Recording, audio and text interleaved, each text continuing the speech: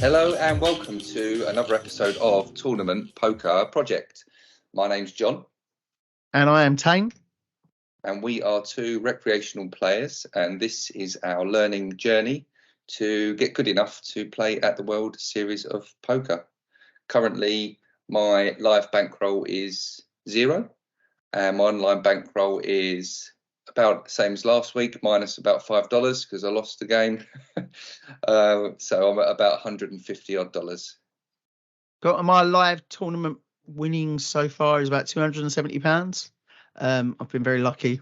2 results in my last 2 games, and my online is sitting at about £80.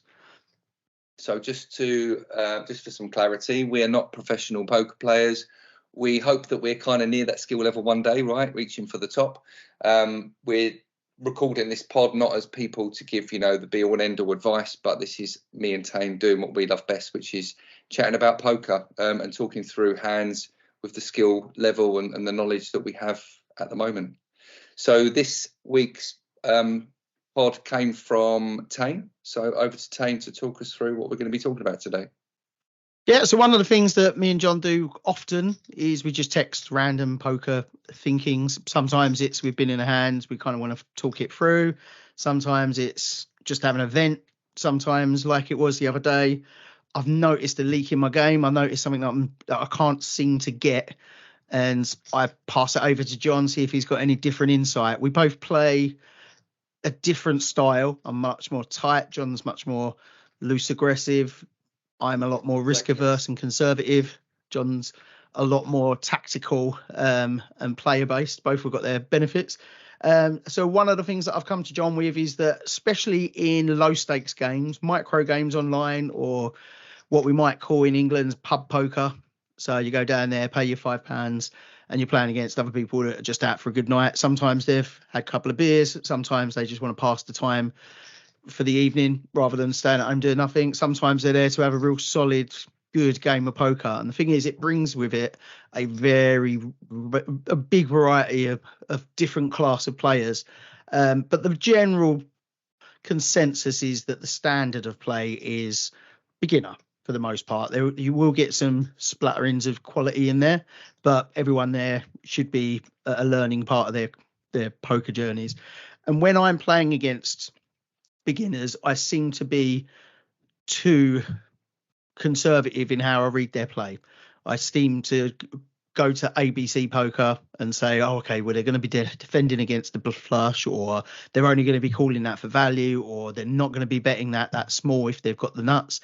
And then it turns out, it comes to the river, showdown, and they've got exactly the thing that I've already said they've not got.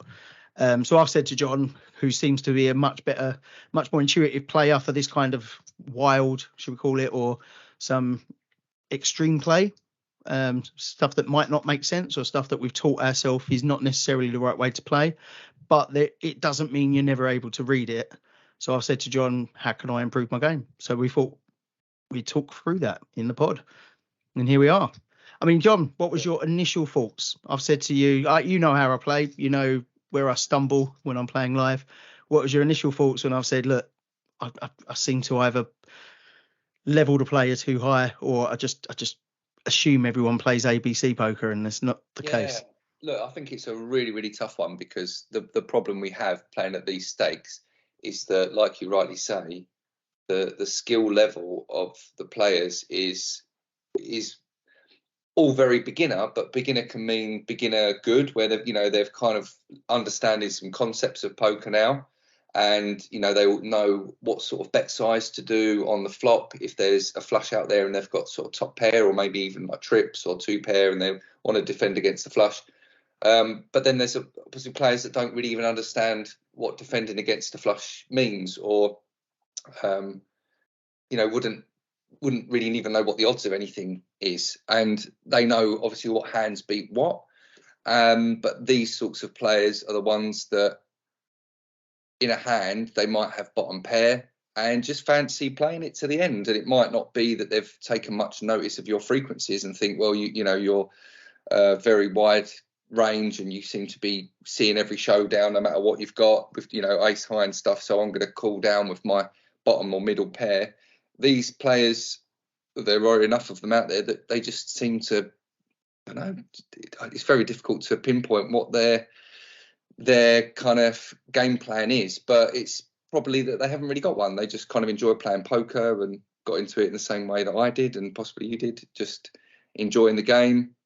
Sometimes, seeing if you hit on the flop, and I've got a piece of that, or Jack nine is, Jack nine of diamonds is my favourite hand. I'm going to play that one even if it doesn't hit the board. And it does make it really, really difficult. My initial thoughts are, there's no one answer to give you. I don't think there's a one size fits all. The main thing I do when I'm playing a sit and go at these lower stakes is my default is to play loose aggressive.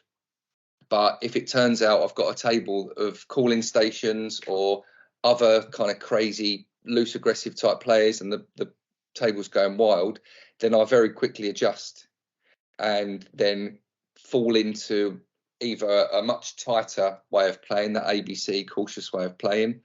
I say ABC. When I do tighten up, generally I'll be looking for the players on the table that are really, maniacal and chucking money around everywhere, and that seem to think top pair with a good kicker is everything you need, and just get all their chips in no matter what, sort of thing, and pick my moments against them. So it is about, I've got the default of quite loose aggressive play, but then it's about quickly adjusting that if your table is going one way or the other. Once you've adjusted for the table, which will mean you either tighten up or stay loose.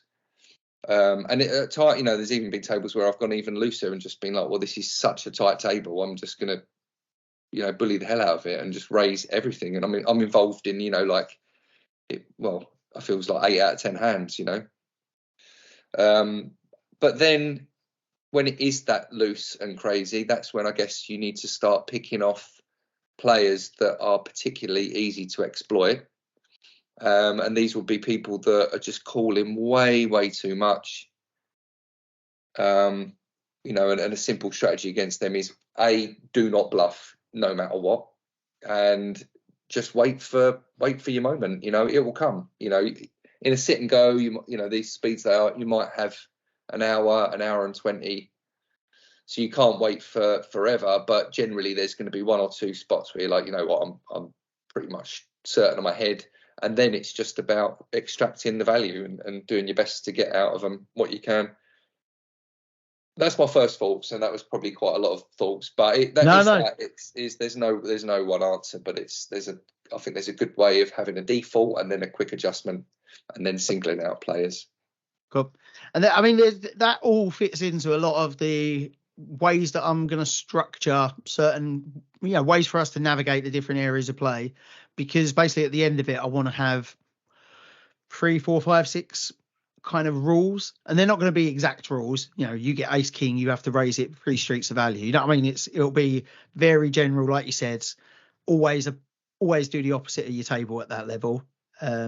Always, do not bluff as much as you can. Just things like that we can have as little rules, and then when I'm going to play online or playing down the pub, I do my best to use that to discipline me to make certain actions. And I'm going to see how much it feels like that's benefiting my play. And hopefully within a couple of weeks, I'll be able to get some results where I've directly implemented it. I thought it'd be helpful if we then moved into, you've already mentioned a lot of this, is the categories of player. And I felt that there are certain strategies that automatically how to play against certain players.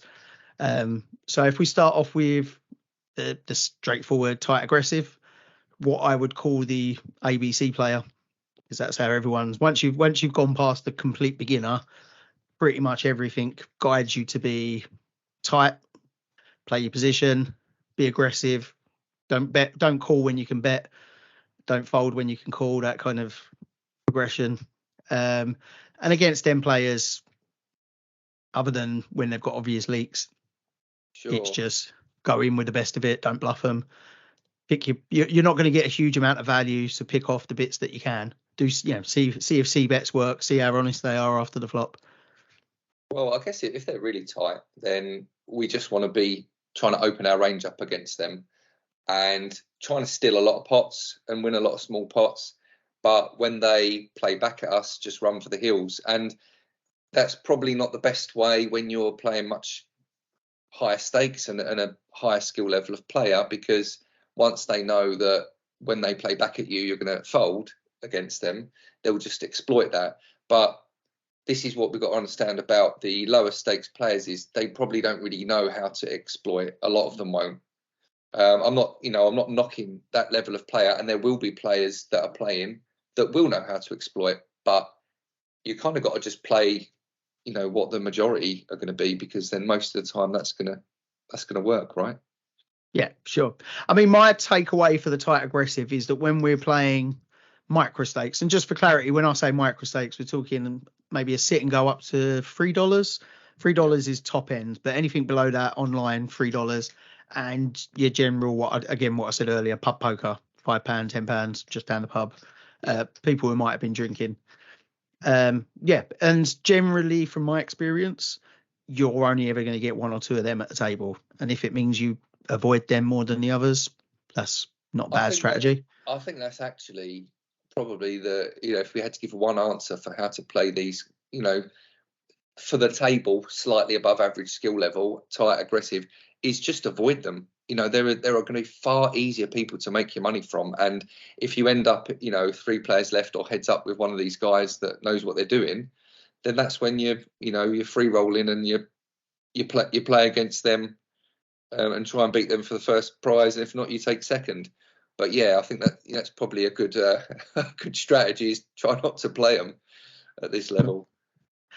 The next one, and I find that this one comes up massively in pub poker, no way near as much online, is the good old classic calling station. Call. And the thing that makes it difficult, especially in live play, is that confirmation bias means that you always remember the times they called and then hit their flush on the river, and it's like, you won't get any odds to call. Oh no, I'm out of the tournament now.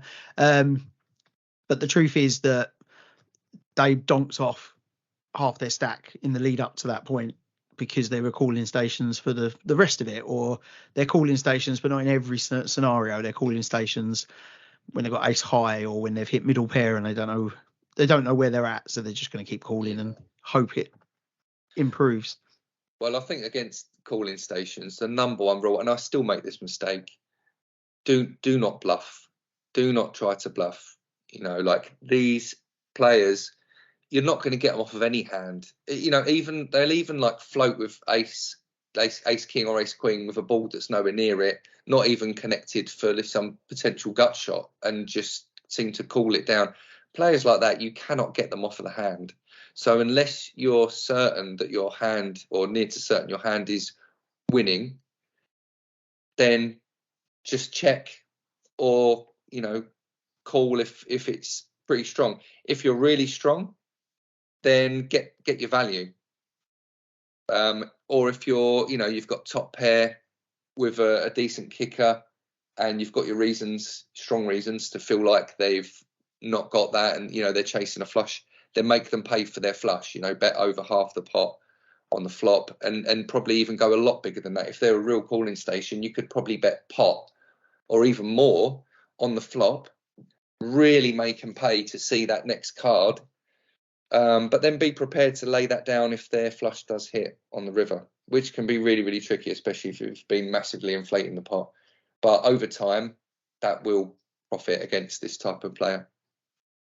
Cool. And then my last note on them is never to try and plan for value after the turn, because by the time that river's down, they've got nothing to draw to, and if they're calling it's game over.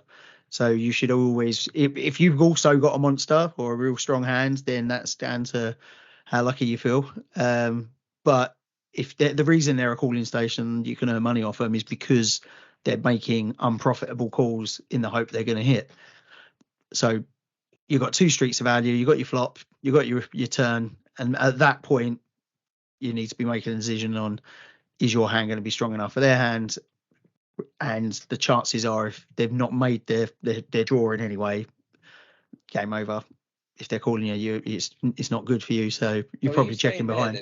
Then by the river, generally against the calling station, there's not going to be often that you can make a bet for value because you're not going to get called by worse. It's not so much that you're not going to get value, it's that you need to have made your value at that point. So what's a good way of saying it? You can get value up to the turn without them even having a hand. They could have 6 high, but they're chasing this flush. By the time you're at the river, that flush has to have come in for any more chips to come your way.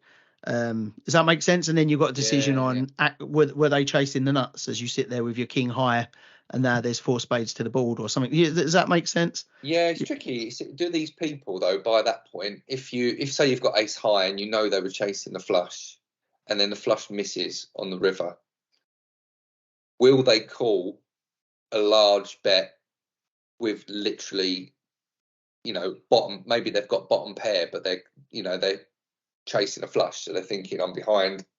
Are they still going to call that river because they're such a calling station? I suppose it depends on the player. And it depends how tricky they're getting. From my experience, like a true calling station kind of is a fit or fold, and they be calling unusually light as well. I generally find that they're playing too many hands, so they might be drawing to the 7-5 straight. That makes sense, rather than what you think they're drawing to, which is the Jack 10 straight, or something like that, where it's a bit more disguised, it's a bit harder to read. But if you're also drawing and you do hit, there could be some excellent value to be had, but it's a much riskier game, because obviously if you don't hit, are you then going to bluff them? As you said, what if they had a combo draw? What happens if you're trying to get extra streets of value? One of the things I meant with the streets of value is things like you've got a good premium hand. Say you even hit your king on the flop. And at that point, you're thinking, okay, I'm going to do some small bets on the flop and another small bet on the turn. And then I'm going to bet big on the river. That would be a mistake, because what could be top pair, top kicker, if they're calling you because you're only doing these small bets and you're enticing them in, and then they hit that straight or that flush, as much as you might have saved some money at that point, you've actually probably been giving them the odds to call or close to it, or maybe the implied odds. But also, if they're not going to call that big bet in the end unless they've hit, because it's a big bet and that's the way they've been playing until that point. So how are you actually going to realize that value? So try and build the pot early, especially if you've got an extremely strong hand. Build the pot early, build it on the flop, build it on the turn when they've got something to play for, when they're like, oh, it's a big bet, or you've really made me think about this one. I've only got a 6 high flush, as I've seen people try to chase. Should I be calling that with a 6 high flush? Oh, but there's still 2 cards to come. Yeah, go on, I'm going to call that. And all of a sudden you've built a massive pot, and all they're doing is chasing the flush, and then that flush never comes, and all of a sudden they throw their cards down, have a right whinge. But because you loaded your value to the start of on the flop, where there was the potential for their hand to improve, they're much more likely to get their chips in, especially when you've got that strong hand. That's where your value should be realized. And at the river, that's when it doesn't, it might be they're almost pot committed at that point, but just if you've got a really strong hand, don't expect the river to be where all your chips are coming. Don't do small bet, hoping for a big bet on the end when the flush doesn't come in. Don't give them the odds to call, and if they hit their flush, well, you've lost a big pot, but you will profit so many more times. That's with that. This is one question I always have in my head, and I don't think I've ever sort of asked it out loud. When the flush comes in, do we automatically assume that 100% of the time they were chasing the flush and they've now got it? Because would that be an exploitable thing for someone to do? If say they've got a strong hand, like with showdown value, but they're not going for the flush, but call you to the river as if they've got as if they are chasing the flush, and then when the flush hits, they make a big bet, or we check fold or whatever we're going to do, thinking they must have hit, because 100% of the time they haven't got the flush. just because the flush. Do you know what I mean? What I'm saying is it might look like they've been chasing that flush and then it hits. But is there something to be said about calling off a certain size bet on the end, or maybe even trying to represent the flush? Like, are there times when we might need to consider that they're not chasing the flush, even though it might look like it? Do you see what I mean? No, completely. Or do we just say, you know what, that's too high risk. We need to assume that if they're check calling all the way to the river and then the flush comes and they make a bet, they've got the flush. Yeah, I'd say for me at this point it would be a contradiction of terms. So we're a calling station. Someone we know is a calling station isn't good enough, isn't developed enough to be able to not only represent a calling station, but also use it against a player that they know is good enough to see it, and to then have this outrageous bluff at the end. And for me, I don't class someone as a calling station the first time I see him check call. I do wait for me to see that at least once, maybe twice more, to then start saying, look, they're doing similar action. But this would be, I've seen very little other action from them. Obviously, if they've got a monster, they're not going to be check call, you'd imagine. And that will be the difference. You know, they've got their ace king and the ace comes down. All of a sudden, they've come to life. Whereas everything else, it's check call. And as I said, they're normally playing too many hands. I don't see someone who's playing just the top 5% of hands also being a calling station. Yeah, they've normally been doing so little that when they do wake up with a hand and it's strong, you can't get the chips out from in front of them quick enough. So yeah, that's what I'd say. But I could be wrong. But yeah, generally speaking, calling stations don't understand about odds. They don't understand about giving away value, chasing things. How often they're not doing it. I mean, it's, as I said earlier, like you can tell from the way they throw their hand down at the end, like, I just can't get a break. And it's like, they're just they're trying to hit all the time. It's like a fruit machine. They're just, putting the money in to see the flop and hoping that something comes up. And then if it doesn't, but they've got the chance to hold a couple of them and see if they hit that flush, hit that straight, they will. Yeah, exactly that. The next one is a similar kind of player, but it's you, John. It's a player who plays every hand. That's not me. Come on. No, it's not you. This is someone who genuinely plays every hand. Not someone who's just playing a bit aggressive, playing lively, but someone who actually plays every hand. They want a piece of every action. Maniacal players, they call it, don't they? Look, they're absolute maniacs. Just every single hand. Yeah, that can be really tough, and I don't think a really skilled or a professional player would find it tough. They would just, I think someone who's open betting, if they're literally opening every hand, then the correct strategy is just to 3-bet them much more often than you would someone who's playing a normal frequency of opens. Yeah. 3-bet them and build the pot very big when your cards are good for that. Premium pairs and high cards. If they're playing every single hand, then they're going to be opening with Jack 2 offsuit or 6-3 offsuit, and as soon as you've got your big aces, pocket pairs, 3-bet them, get the pot really big.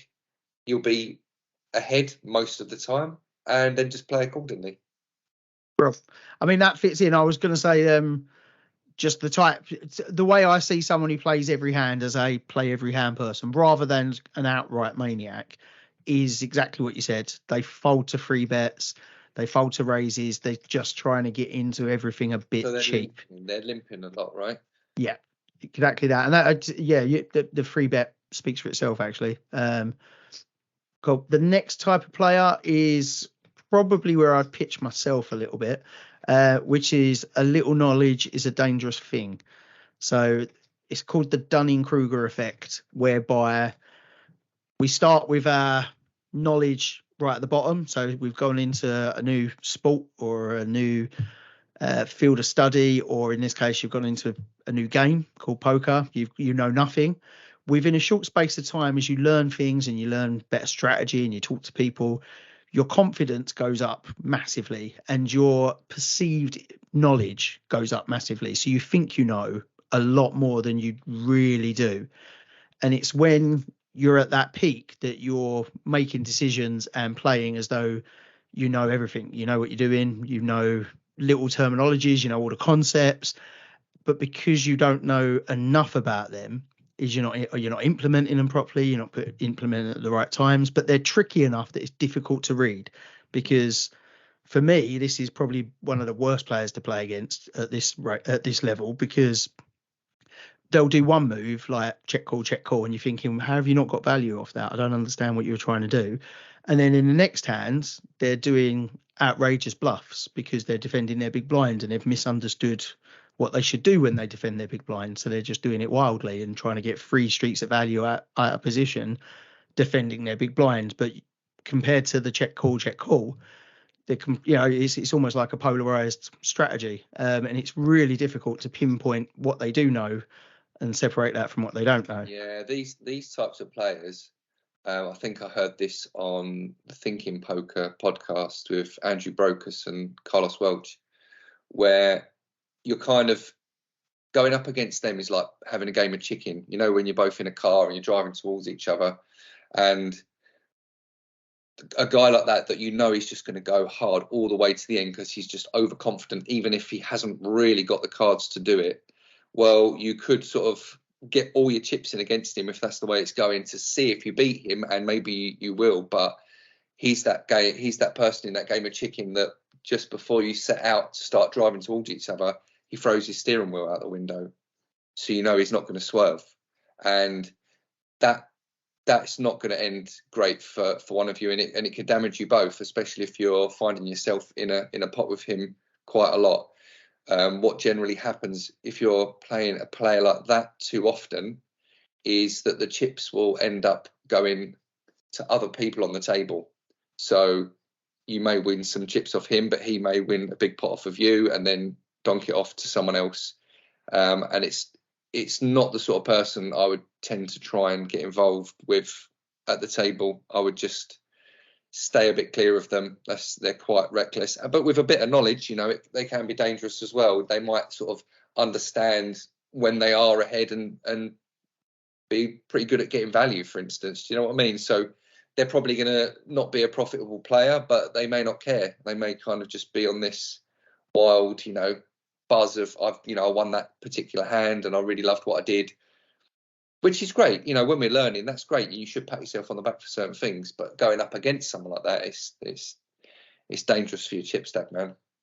Yeah, for me, I find that this kind of player, which is unusual because I never do this, they slow play a lot and they check raise a lot, as they're kind of, for me, they're some of the easiest concepts to understand early in the game, and they're the easiest to implement. You've got a monster, so you slow play it to make it look like you haven't, or you check raise it to get that extra bit of value. And it's, for me, it's trying to remember, okay, that's what they did. They're that type of player where they've got the ability to do that kind of bet. Does it always mean they've got a monster? How do they respond to 4 bets? And obviously you're only 4 betting if you've got a monster yourself. Yeah, again, it gets a bit tricky. But yeah, I think what you're saying, I can really agree with. I feel like they've got a few moves right by this point, but they've just got a few, so you can learn them, right? So once you've learned what their moves are, they become very obvious, and then it's just about avoiding them when needed. Yeah, it's there.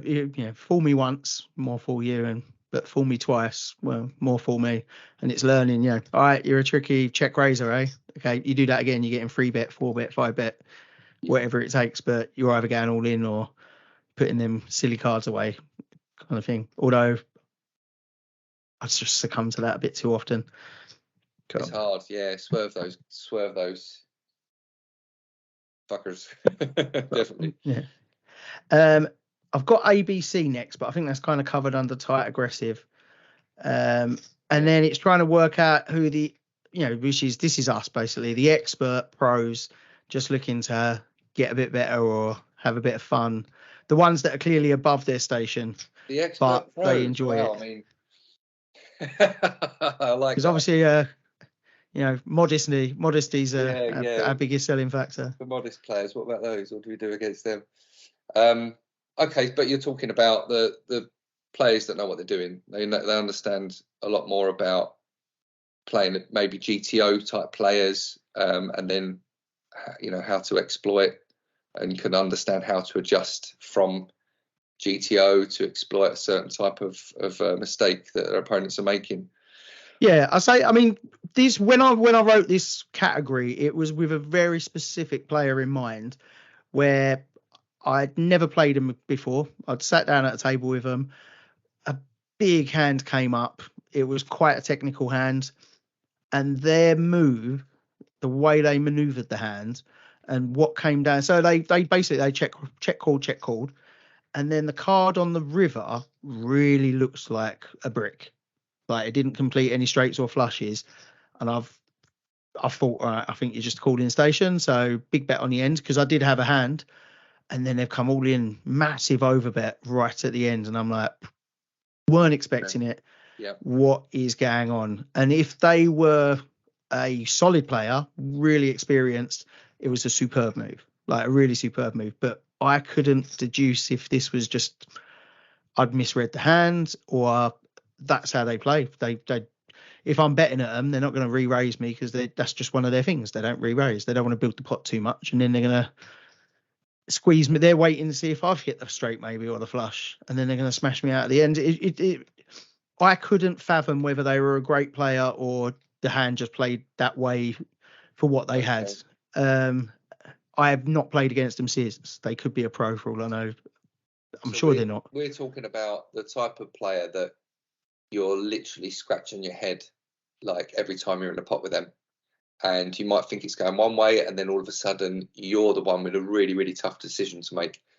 I mean, what to do against these players? Again, this is the type of player you want to be avoiding, right? At our level, this is where we're going to lose money, or break even at best, isn't it? Where we've got really hard decisions to make, and we're probably going to make the wrong decision half the time at best. So probably avoid them. But if you can't avoid them, then if they're what we would class as unexploitable, because we don't know what they're doing, and they seem to be playing a solid game, they're not sort of betting way too much, but they're not too tight, then you could say that they're close to like a GTO strategy, in which case you might not be able to exploit them at our level, but we could just play GTO straight back, or as best we can with our knowledge of GTO. I'm not going to say we're GTO bots at this stage, because we're obviously definitely not. But maybe don't try and be too tricky, and just keep an eye on them. Try to learn that particular player. What are they doing? What type of moves have they got? And find something on them. Everyone's got something that can be exploited, except the absolute best of the best. So perfect. Okay, then I got some. So I think there's some brilliant categories. I think I've got a little bit of strategy. I've been making notes after we've spoken through. So each category of players got a kind of consideration, and that kind of all bundles into just the first kind of learning note, which is learn your opponent. As soon as you can, try to put them into one of the categories, not to kind of pigeonhole them, because even the tight aggressives have got the ability to be tricky, and even the call-in stations can suddenly come out and be betting like a loose aggressive maniac. But just if you enter into a pot with a tight aggressive, and we saw this the other night when I was playing live, whereby I hit trip jacks, and I had a massive laydown for almost all my chips, and I threw it away because it was a guarantee the player I was playing against guaranteed had at least the straight, if not better. And they did. They showed me their cards. But everyone thought it was brilliant hand reading. I can't believe you managed to pick them out when you've hit trips on the turn on the flop. Sorry, it wasn't. It's you're playing against a player who would never ever bet at me unless he had the absolute nuts. Yeah. And you trip jacks are nothing compared to a Broadway for straight. But anyway, so there's some questions just to give some thought to the actual structure more than the player. So if we want to play, say for instance, tight aggressive, so if we enter into the micro games just generally playing tight until we've got exploitable information, how do you do that with the blinds going up so fast? How do you avoid going 20 hands without playing a hand, which could then be 2 blind levels, and all of a sudden you're not playing in the green zone anymore? You're actually needing to accumulate chips a lot faster because. So this is if we've, like I say, my default would be to play quite loose when I sit down at a table. But are you saying that we've done that and the table's loose, so we've needed to tighten up for a while, and now we're like, okay, we're tight, but we're starting to lose chips because of the blinds? Well, if you're saying your strategy, that's we've not. So your strategy would be when you're playing micro levels is to play loose. Yeah, and I know that's probably not the best way. If we play a sit and go, I just find I play a lot on ACR now, America's Card Room, and some of the tables I sit down are so tight, and people just seem to be waiting. That the first at least few blind levels on a sit and go, I just seem to I can just dominate the table and steal a lot of blinds, or get heads up with someone and then get them to fold with a decent C bet. And sometimes it doesn't work out, but often I've built up enough chips by then that I'm just back to sort of starting stack and it's fine. And the other half of the time it goes the other way and I end up with a big win because people think I'm reckless and end up getting their chips in at the wrong spot. I mean, what buy-in are you playing at when that's the case? Always at $3.30, sure. Sit and go. And then sometimes, like them, they seem to take ages to fill up. So sometimes the $5.50, but that is a little bit above what I want to be playing at the moment. Right. With it, yeah. So if maybe it's a matter of stepping down to the real micro sit and goes, just to see, because what I'm trying to do at the moment is start as low as possible, guarantee that I'm playing a winning style, and then step up. Yeah. Try to get a feel for the next level. It might not have changed at that kind of micro stake. It might be that $1 and $3 are very, very similar, but get a feel for the level, make sure I'm winning, step up. I mean, at the lowest level, to me, it feels like it's almost rolling dice. Like people are much more willing to go all in, especially when you're playing at certain times of night. It's quite wild. It's highly unlikely you'll get into heads up situations. It's always multi-way pots. Yeah, I mean, like I say, if you sit down a table and it ends up being a wild one, then you want to play the opposite to your table as a rule of thumb, don't you? So tighten right up, and just pick your spots. Wait till you got those good cards and then play them well. This is I always go on about SPR, but it is a good thing to think about. So if you've suddenly you've sat there for ages and ages not playing, everyone's just wicked and wild at the table. You get dealt a pair of kings, just bet big, get a load of money in on the flop, try and have just one player. You sometimes might get a couple of callers, even if you do like 7 or 8 times the big blind open and whatnot. But then just go for it, just make that your moment and get all your chips in. So if you're playing online, or to be fair, let's say you're playing live, because I do feel you get more hands per blind level online, even though the blinds are going up much, much faster. So you're playing live, you're playing at a really wild loose table. The blinds are going up every 10 minutes, but because it's every hand's going to the turn the river, it's got 3-4 people in. Notoriously, then people are, you having to remind them, yes, you are in the hand. Can you please make a bet? Where's your blinds? That kind of thing. You're getting 3 hands per blind level. Is it even possible to play tight aggressive, or is it, yes, you still play that tight aggressive way? I think so. I think you just need to exaggerate your moves. Is my understanding of it. And I'm not saying that this is what I do and I'm a winning player because of it, because, well, A, I'm not a winning player, and B, I really do it, even though I know I should. When you're getting loads of callers at a table, it's no good. We all know that when you see a flop, you want to be heads up, 3-way at worst kind of thing. And if that means you need to raise 10 times the big blind pre-flop just to get one caller, then raise 10 times the big blind pre-flop. That's just going to have to be the way you do it, because what you can't do is say, oh, well, you know, online generally you raise 3 times the big blind and you'll only get one caller for the flop. If you're at a table in a pub or, you know, in a card room where it is wild and 3 times the big blind is getting 5, 6 callers, then it's no good. It's not a good way for you to play. You're in the same lottery they are. So increase your open bet to as many big blinds as it takes to get one player. You know, go massive. All right, you might end up getting everyone fold and then adjust it back the other way, but there'll be a level that stops everyone going in. It's got to be done, and there's obviously there's a increase of variance versus like a much more ABC table, whereby you've got so much committed in the pot by the time you hit the flop, heads up against this other person.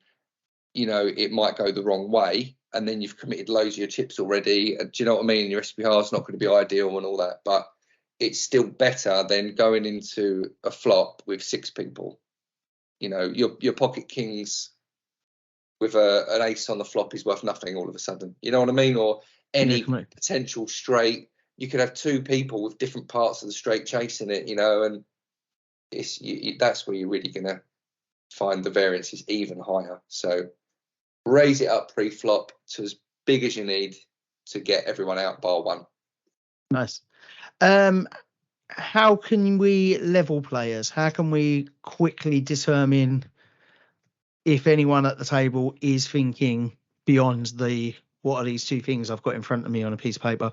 I find that really hard. I don't know how I can answer that question, because I'm not at a level that I can do that yet. I can, after playing them for a while, I can start to get a feel for, you know, I thought that was a marginal hand, and when we got to the showdown, I was like way ahead.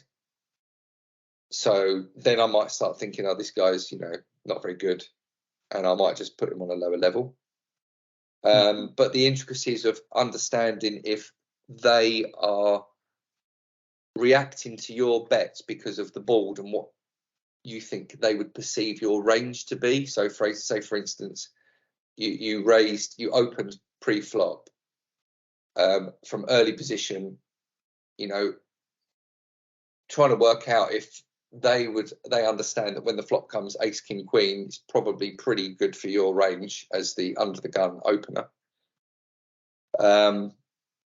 I suppose you could follow the hand and see what happens at the end, and then look back and go, hang on, he had like, I don't know, a pair of 8s on an ace king queen board, and I opened under the gun, and he called my C bet on the flop and called my turn as well, and just called me all the way down to the river. I suppose you could determine that he doesn't understand ranges even, and he would be a player that's just playing his own cards. Sure. I mean, another way for me to approach the question is, do we feel that the buy-in level is enough to determine 80%, 90% of the field are only playing to the level that buy-in determines? So a £5 pub game is highly unlikely to have players that are thinking on level 3, level 4, level 5 poker, whereas the £50, £100 rebuy down the casino, you can almost guarantee that at least some of the runners are going to be, you know, at least a level above you, maybe 2-3 levels, but you know, they bring it down because they don't need to think that that many levels above. I think when you go to the casino, it's although the buy-in's a hell of a lot higher than it is online, I don't think that necessarily means there's loads of really skilled players. I think a lot of them are there for a bit of fun, or it's their regular game, but then, you know, they don't really take it seriously. They don't study. They just play it a lot, you know. Yeah, I don't know. I mean, you're going to have a lot of players like me and you, Tain, that want to learn, and we're kind of in that early stages of learning. And you know, it's kind of what I imagine a lot of our listeners to be, is that level of player that is just trying to understand the game to a better level to be able to beat the majority of these stakes, and start turning a profit. So there will be players like us at these stake levels, but then obviously a load of recreational players as well. Sure.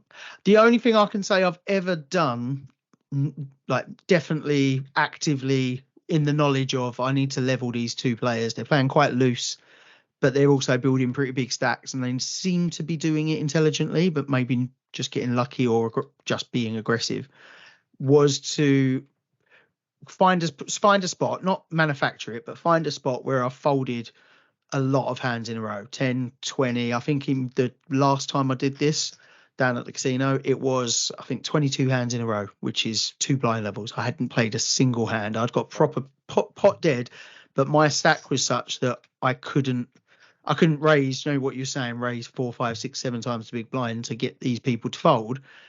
I didn't have the chips to do that, and they weren't doing that anyway. And at that point, when I did hit a couple of hands, I bet straight into them. So I waited for them to bet. Then I free bet them, and I've seen if they've used their, this guy's not played a single hand in the last 20 hands. Is he? He's clearly got a monster here. Should I be folding? And they didn't. Especially when the board then shows an ace, and they're still betting at me. And obviously that's when I got some good value out of them. But then I was pretty certain, no, they're not playing at an adequate level. They are just being a bit wild, because I thought any kind of even remotely skilled player can pick up on when someone hasn't played, and then all of a sudden it's like a fire's been lit underneath them and they're throwing all their chips around. It's, I personally think that's a real obvious tell, and at least the first time it happened, you're like, okay, you know what, this isn't worth chasing. Maybe they thought they were such a good player that it wouldn't matter. They'll be able to read me on the flop and turn and river and still push me off a hand, even if I got top pair, top kicker or something. I don't know, but that's the only thing I've ever done. But the problem is, no one wants to go 20 hands where you folded every single one. In a pub game as well, like you say, you suddenly find yourself in a position where you've got a really low M value and you've not got any manoeuvrability. Becomes very tricky. I find this one of the hardest things, leveling your opponents, because it's probably something you could do if you play the same players again and again, week after week, at the pub or at the card room. You start to get a feel for it, and then you might make up your mind and see enough evidence. This person is just playing their own cards. They've done that, like you explained. That's a really good example where you're really representing a really strong hand and aces on the board, and they're just calling you down with, bottom pair or something anyway. Well, they if they do that a couple of times, they just obviously don't understand. They're not thinking about your cards. And if they're not thinking about your cards, then they're just playing their own. And if they're just playing their own, then you want to be playing one level above that, which is, as I understand it, level 2, which is to just play their cards and understand what they are playing with. Don't try to represent. Don't start thinking about ranges and what they're perceiving your range to be. That's level 3. You need to be back at level 2. If you play level 3 against a level 1 player, you're going to lose. They will win. You're trying to outsmart them too much, and it doesn't work. Play level 2 against a level 1 player, but it's the hard bit is ranging them. Leveling them in the first place. That's what I struggle with. Got no worries. Next one is early, mid, and late strategy. Okay. So you're playing micro stakes. You're playing against people that are learning, beginners. What would you say is the differing strategy, early stage, mid stage, and late stage? What do you call upon in each stage? If you had to say one concept that works, always M value. I'm always looking at the M. So what's the total size of the pot before anyone opens or puts any voluntary money in there? So I'm talking about any antes, the small blind, and the big blind. So if the pot at that stage, the antes and the small blind and big blind are in, and the pot is 400, then your M value is 400.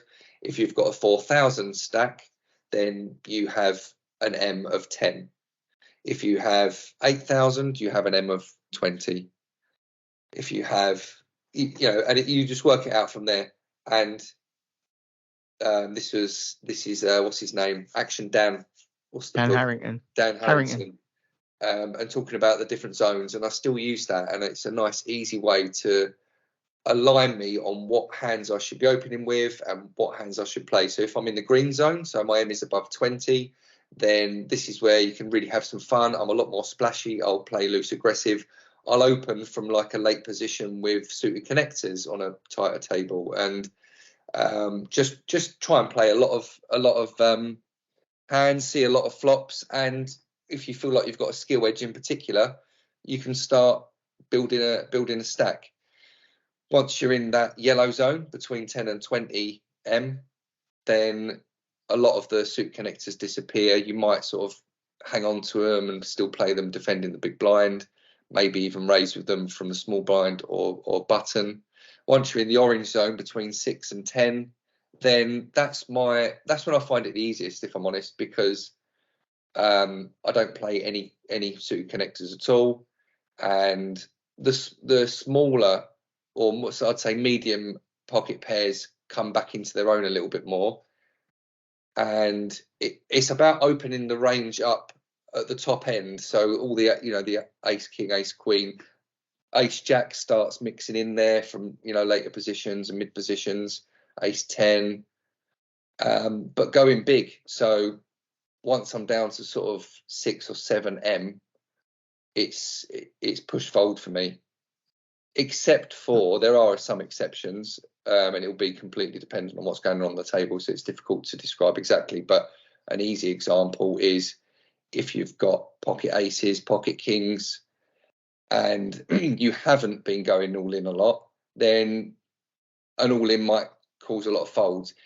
So you might want to. That's when you might want to, just do a minimum raise or a three times a big blind raise.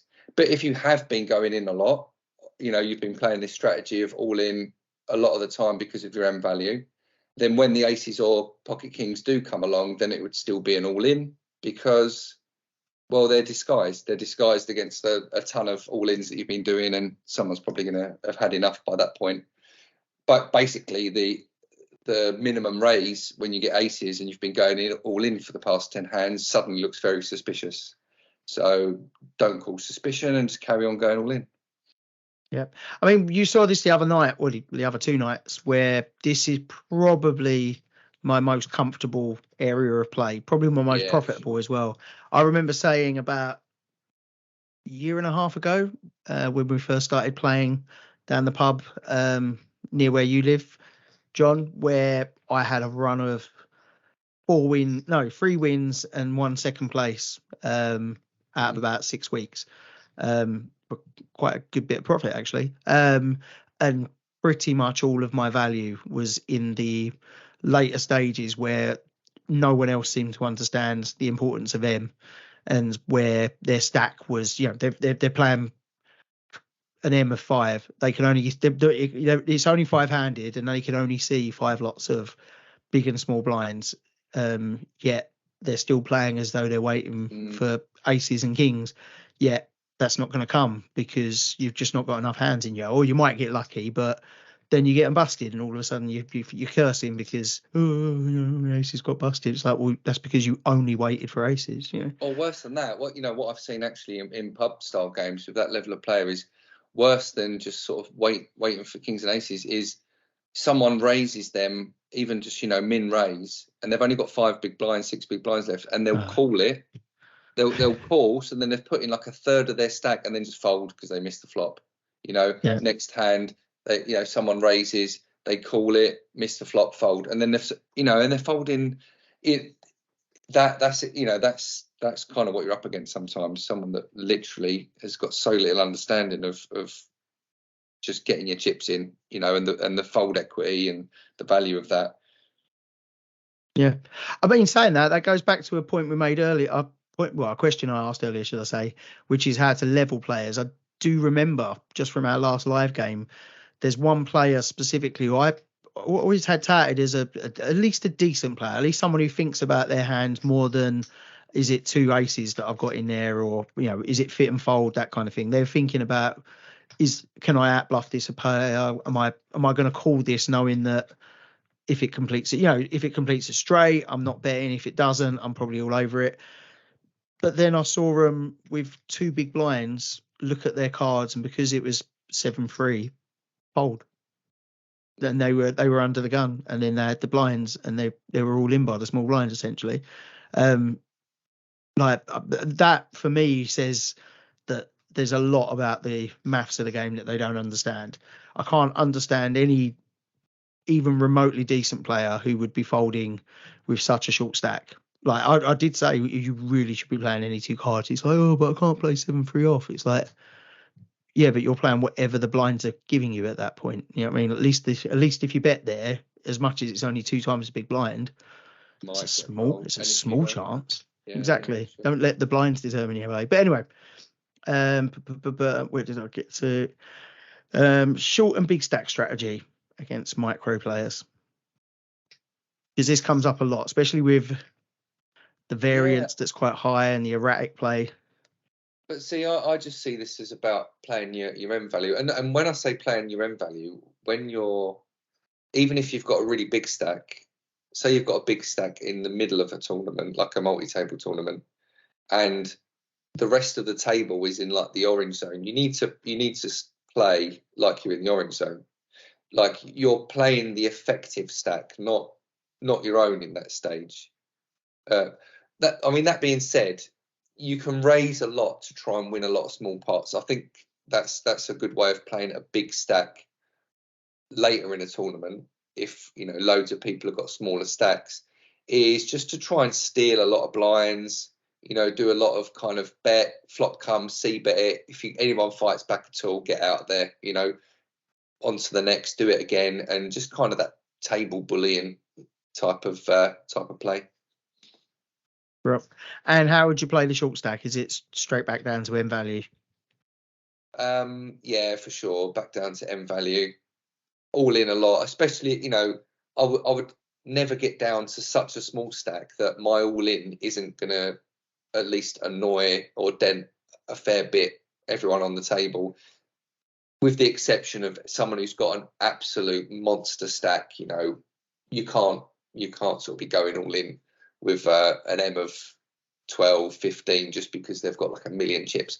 But in general, don't go down to such a small stack that you're not going to make a dent, because your all-ins, picking your all-ins and playing that fair bit and pushing in and stealing a lot of blinds, it has to be a stack size that means that people can fold. Otherwise, it's just 50-50, or you're probably going to be behind when someone calls. Sure. And then the last one on questions is variance, bad luck, and quantifying because some of these losses can come quite thick and fast. How do you quantify bad luck, variance, as opposed to that's a hard question. Bad play? I think what sprung to mind is that what was it? Kruger's theory. What's his name? Oh, yeah, Dunning-Kruger. That theory about when you first start playing, you learn a bit and your confidence is really high, but as your knowledge of the game grows, your confidence will first take a really big dip for a time, and then it will slowly start increasing to the point where you're really knowledgeable and really confident.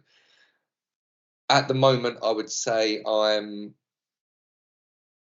kind of starting to come back out of that real dip. I would say about 3 or 4 months ago, I was in the bottom of that dip where I'd started learning more and more, to the point where I like, oh my God, there's so much to learn and I don't know hardly any of it, and I only know a bit about each concept, and I'm rubbish and I'm never going to be any good at poker. So I was definitely in that depth of despair, that part of the graph where my knowledge was bigger than it was when I was more confident, but I'd suddenly bottomed out on confidence, but I'm just starting to creep now. So gauging and quantifying if I'm just playing badly or not. I mean, maybe I'm being quite pessimistic at the moment, but I feel like it's a real struggle for me to make any profit at the moment. And I kind of put that down to, yes, having a fair bit of knowledge, but just not quite been able to put it into practice all the time. Gotcha. I mean, that's a really, really good point, and I've never even thought of that, even though I'm aware of like the Dunning-Kruger like graph. And it is like, for instance, I think I said to you, I set the challenge of trying to do a ranging exercise, 100 ranging exercises in a week. I mean, I got to 30, but I just don't have the time to do another 70 in the same week. But I'm still moving through them, and I'm now at a stage where I don't think I'm very good, but I know in a hand if I've done a good job. Like, I know without any question, if I've looked at the pattern of play, and I have been whittling down where I think they're at, whittling down what cards are, what their range is, and how I'm playing against that. And then, say for instance, I do a big bet on the river. I'm pretty confident if I've done what I think I should. Whereas if there's a point in the play that I'm like, oh, I don't know if they're doing that with a good or a bad hand, it's suddenly, and I'm not sure if it's polarized or it's just a weird play. I'll know straight away that my ranging's not working in this situation. And I suppose that's the same with the rest of it. Once you're a bit more sure of your skills, like you said, practice, you keep practicing, you'll know when you've gone out and you've been a bit erratic, trying to free bet people without the right texture and things like that, or going against the big blinds and the board comes out 2-4-8 rainbow and wondering why they're calling your bets, kind of thing. Yeah, cool. And I think practice that'll be something we can keep reviewing and seeing how that, if we are creeping up from despair, and if we are starting to realize that I'm not playing, I didn't play that brilliantly, but I know I didn't, and I don't mind that, because it's the not knowing if you're playing that brilliantly, which means you probably aren't playing it brilliantly. Surely if you're doing really well consistently. So yeah, maybe that's a really good thing. I like that. And that's something I think we'll keep coming back to. Just to wrap it up, I was going to very quickly whiz through a bunch of concepts. First of all, ones that I think are largely irrelevant to micro stakes, and then ones which are largely applicable. Okay, that sounds good. And then there's some others that I've just left out. And then tell me, obviously, if there's anything I've missed, let me know. So the ones that I'm saying are irrelevant, and obviously we can speak further if we disagree. Squeeze plays, irrelevant. Land micros, unless you've got information to say that someone recognises it, and even then they need to recognise it and it works. Squeeze plays, don't bother. Pot committed, I'd say some people do understand it, but for the most part, assume they don't. Don't make a bet assuming someone's pot committed when they're actually happy to fold and leave themselves with two big blinds. No one really understands what a polarized range would be. Way behind, way ahead, that kind of thing. Even ranges themselves. Now, that's not to say you don't range someone. I'm saying that the range, don't expect your ranging to be as accurate as it normally would be, where you'd think someone's playing a 10% range, but they're also the person, if they haven't played a hand in 10 hands, they're going to play absolutely anything for the next 2 hands because they're bored. That kind of thing. For other stuff, range balancing, range advantage, that won't mean anything. Trying to get thin value is just too much of a risky game. What other hands would you do this with? Don't think that's relevant. You need to be thinking level 2, level 3. They need to be thinking level 2 for you to be thinking level 3 for that to make a difference. Representing, selling a story. There's a little asterisk to that because I think there's a very good place to represent, but it's against the right players in the right scenario. Don't bother selling the story. No one cares. Like, I've seen it so many times where someone's playing a complete duff line and it's like, well, you clearly haven't got the extra 2 that's come on the river, but you're representing it, and the other person sees 2 2s and they're like, oh, you've got trips, and they're folded what was clearly the best hand. Table image, that again with the caveat that some people don't understand table image, but they do understand who they're uncomfortable playing against, and you can use that to your advantage. But that's not the same as knowing what your image is at the table, because even someone Like, I would know if you're sitting at a table and you're folding everything, even though I'm always, I don't want to play John. He plays quite loose. He plays a lot of hands. He's going to be trying to outmaneuver me on every single street. If I've seen that you've not played anything for 10, 15 hands, I'll be raising you because you've entered this table playing differently. You're playing conservative for some reason, whereas other people will just think, don't want to play John. John beats me all the time. I hope that's what everyone thinks. No, it's just how I play, John. You just never notice it. We don't play each other very often. I don't know if that's on purpose. People are doing it to us. Multi-level thinking, I think, is irrelevant. Gap theory should be a lot more relevant because it's like one of the fundamental parts of poker, but very few people care. If you've seen a raise, a call, a re-raise, and another call, don't expect that the fourth person in that chain has got a better hand than the open raiser. Just simply, people don't have any clue. They'll call and raise and call with any ace because they love any ace. And then lastly, I've already gone through range v range, things like that. So the ones that I would say are applicable is people's opening ranges and your opening ranges against that. As I said, some people don't seem to fit on that, or they seem to have quite a few outliers. But that you should still mathematically place someone on a hand. If someone's playing, there's 10 people at the table and they're playing one hand of rotation, they're going to be playing 10%. Whether that 10% is the strongest plus some suited connectors or not, well, you've got to pick that up. But their opening range mathematically will be 10%. It's just maths eventually speaks for itself. Value betting and elastic and inelastic ranges makes a lot of difference. So the people that you're just going to get value for no matter what, you can just bet whatever. You bet as much as you can. But someone who will respond to the size of your bet, then when you've got a monster, you want to bet just enough that they call. And when you've not got anything, you want to bet massive to hopefully get them to fold, that kind of thing. Yeah.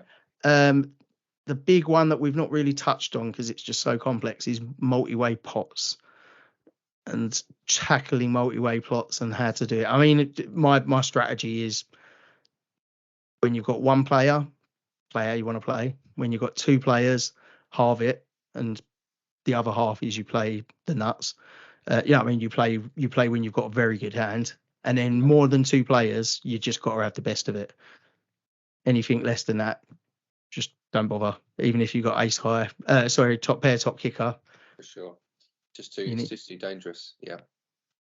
Positional play should be king. We've already gone over it. That depends because it should be for you.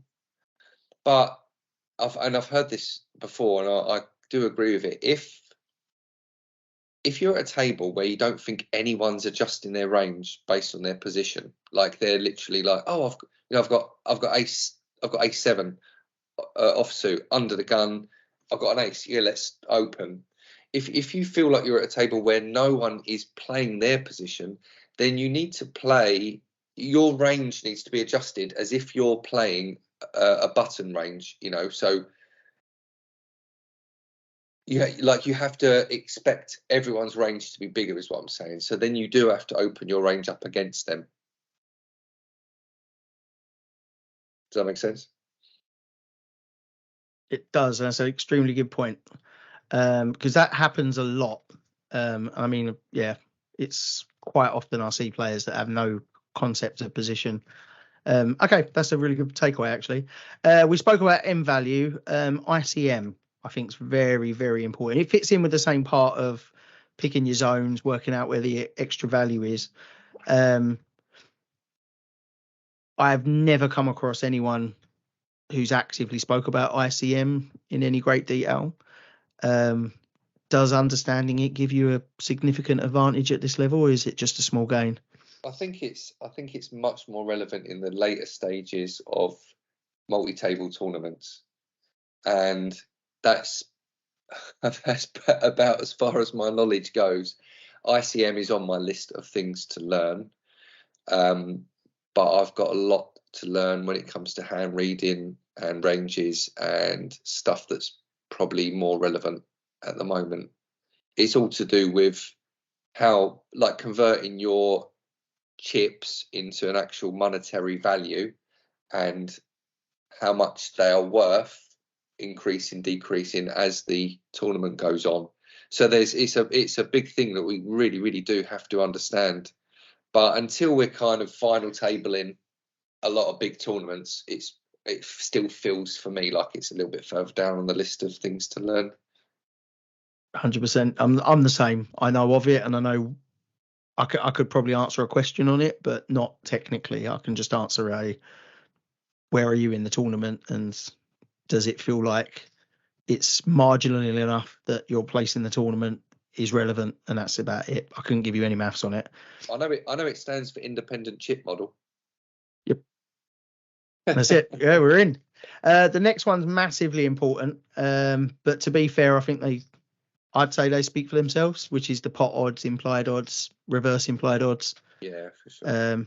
Reverse implied odds is fantastic for the number of players who will draw to like the 6 high flush, thinking I'm drawing to the flush without any concept of, yeah, mate, you're not drawing to the best of it. I'm sitting here with the ace flush, and give me all your chips.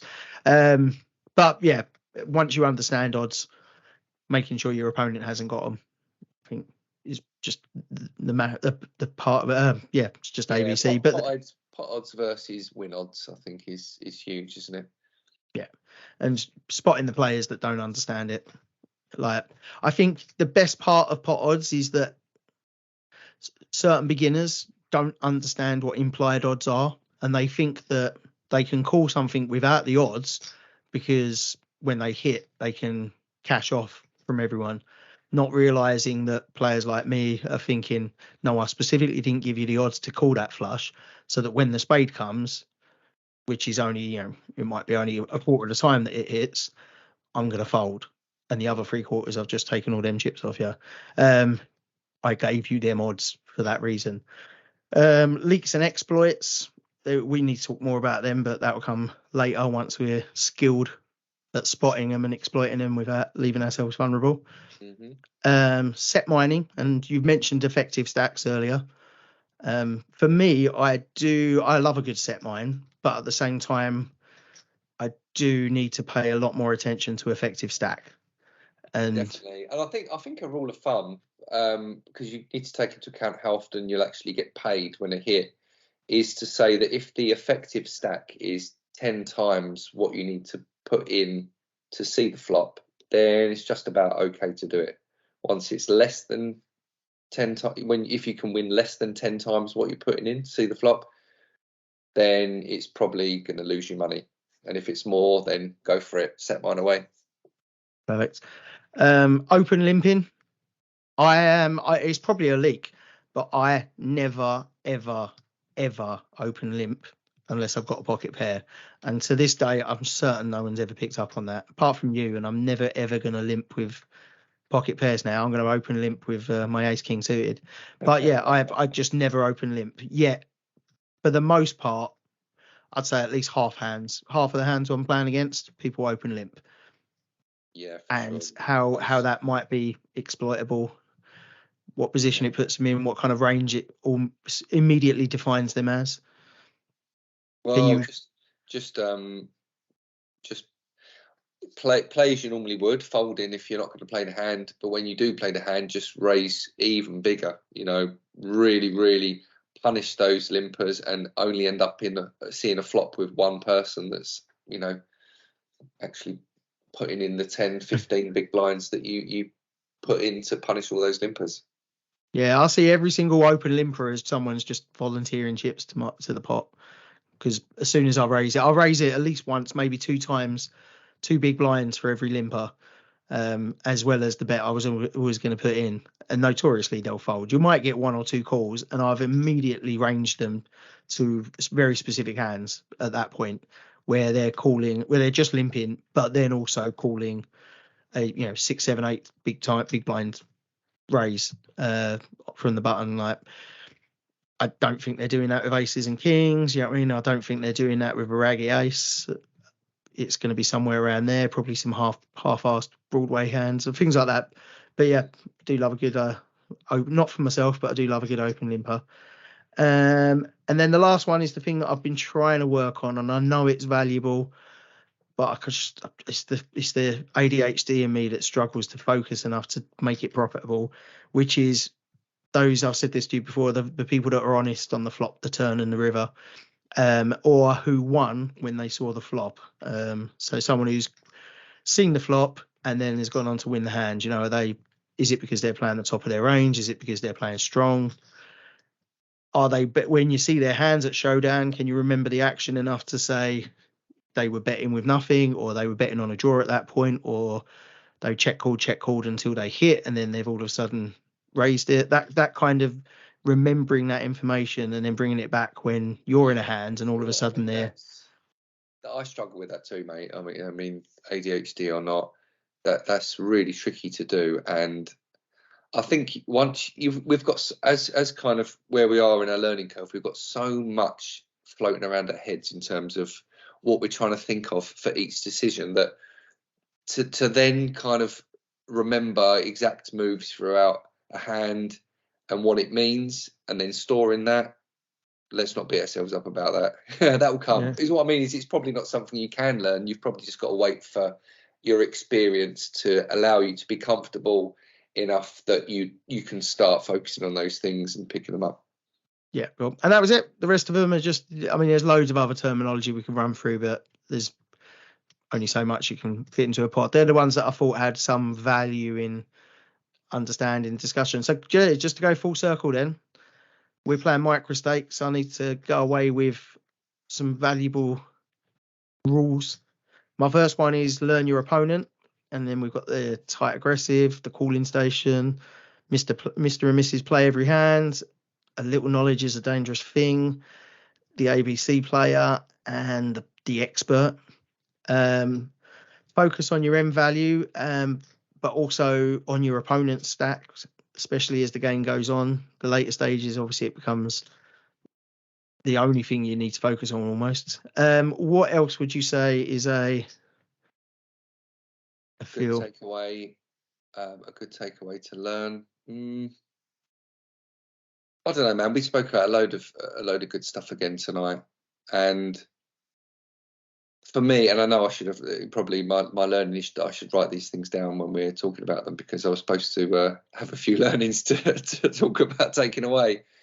But for me, like, the learning and the training is just doing this regularly. It's thinking about our opponents and what we're playing, how we're playing it, why we're doing certain things, and just continually doing that on a really regular basis. I sometimes go through bouts where I'll just play poker. I'll just play and play and play, and that's obviously really important as well.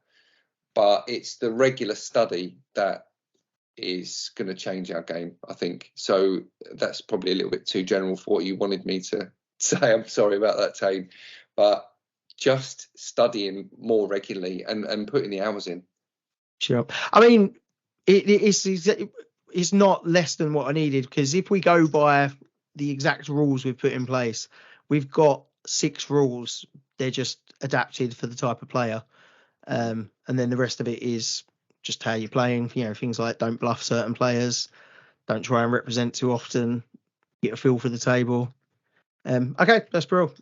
As I said, it's all written in front of me. I'll come back in a couple of weeks and hopefully we'll start seeing the numbers going up. Sure. Yeah. So we've got our bankrolls now, haven't we? So I think it's important to note, actually, that obviously me and Tain our live bankrolls are very low. Mine's 0 and Tain's is like a few hundred. Now, a lot of bankroll management will say that you need like 50 buy-ins for a sit and go. Like your bankroll should be like 50 times the buy-in level. So I think it's important to say that we may well be dipping below that 0, right? But that's not to say we're bankrupt and we're going to stop playing poker.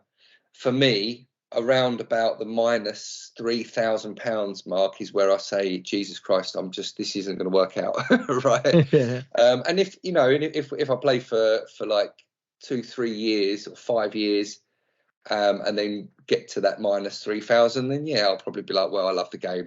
I'm quite happy to be investing that every few years, no problem at all. So I think it's important to understand that my live bankroll being at that level can dip to about -3,000 before I say, okay, I need to reevaluate this. Do you see what I'm saying?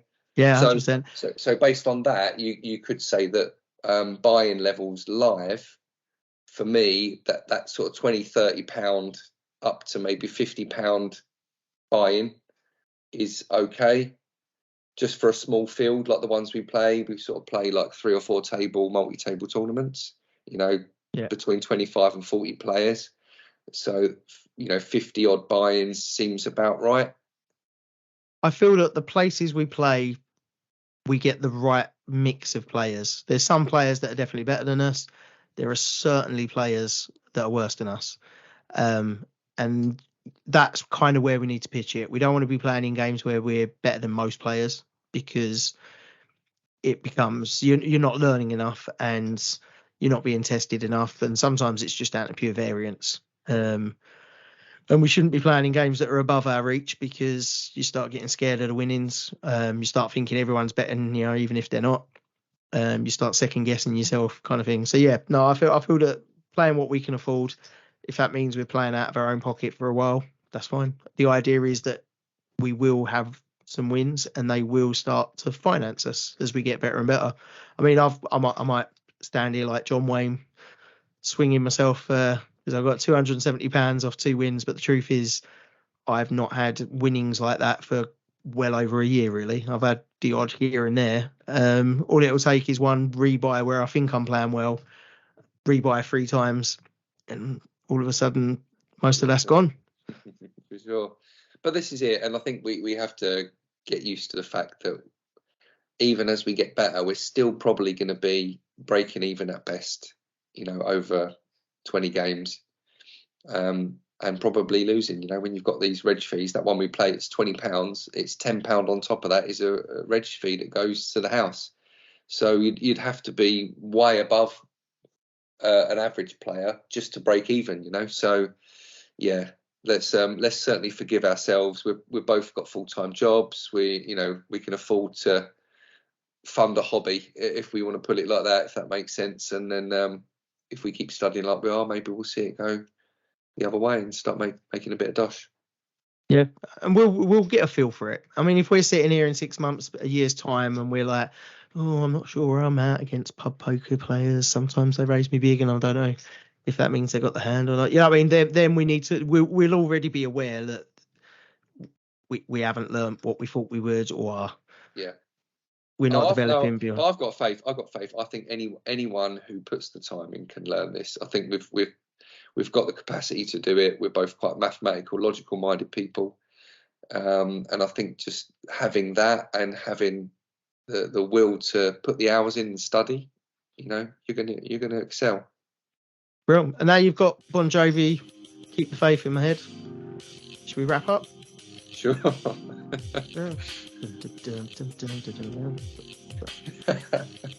All right. Take care, Tain. Great to speak to you. Take care. Thanks, everyone.